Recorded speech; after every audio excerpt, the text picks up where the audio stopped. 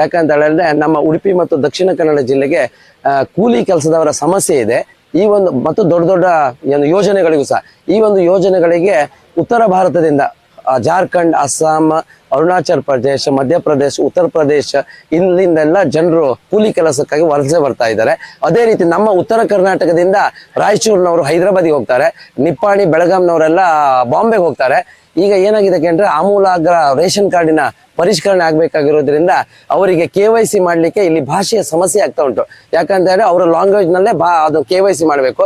ಈ ಕರ್ನಾಟಕದಲ್ಲಿ ಕನ್ನಡ ಬಿಟ್ಟರೆ ಬೇರೆ ಯಾವುದೇ ಭಾಷೆಯಲ್ಲಿ ಸಹ KYC ಮಾಡ್ಲಿಕ್ಕೆ ಅವಕಾಶ ಇಲ್ಲ.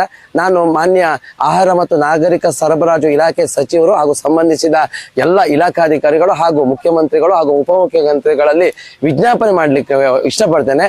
ಕೂಲಿ ಕೆಲಸಕ್ಕಾಗಿ ತಮ್ಮ ಹೊಟ್ಟೆಪಾಡಿಗಾಗಿ ಬೇರೆ ಬೇರೆ ರಾಜ್ಯಗಳಿಗೆ ನಮ್ಮ ರಾಜ್ಯಕ್ಕೆ ಬಂದಿರುವ ಬೇರೆ ಬೇರೆ ರಾಜ್ಯದ ಕೂಲಿ ಕಾರ್ಮಿಕರಿಗೆ, ಅದೇ ರೀತಿ ಉತ್ತರ ಕರ್ನಾಟಕದಿಂದ ಬೇರೆ ರಾಜ್ಯಗಳಿಗೆ ಹೋದಂತ ಎಲ್ಲ ಕೂಲಿ ಕಾರ್ಮಿಕರಿಗೆ ಅವರ ಅಲ್ಲೇ ಸ್ಥಳೀಯ ಭಾಷೆಯಲ್ಲಿ KYC ಮಾಡಲಿಕ್ಕೆ ಅವಕಾಶ ಮಾಡಿಕೊಟ್ಟು ಬಡವರಿಗೆ ಸರಿಯಾದ ಸಮಯದಲ್ಲಿ ಆಹಾರ ಸಾಮಗ್ರಿ ಸಿಗಲಿಕ್ಕೆ ಸಹಕಾರ ಮಾಡಿಕೊಡ್ಬೇಕಾಗಿ ಈ ಮೂಲಕ ನಾಗರಿಕ ಹಿತರಕ್ಷಣಾ ವೇದಿಕೆ ರಿಜಿಸ್ಟರ್ಡ್ ಹಾಲಡಿ ಇದರ ಕಾರ್ಯದರ್ಶಿ ಹಾಗೂ ನೆಲೆಯಲ್ಲಿ ತಮ್ಮಲ್ಲಿ ವಿಜ್ಞಾಪನೆ ಮಾಡಿಕೊಳ್ತಾ ಇದ್ದಾರೆ.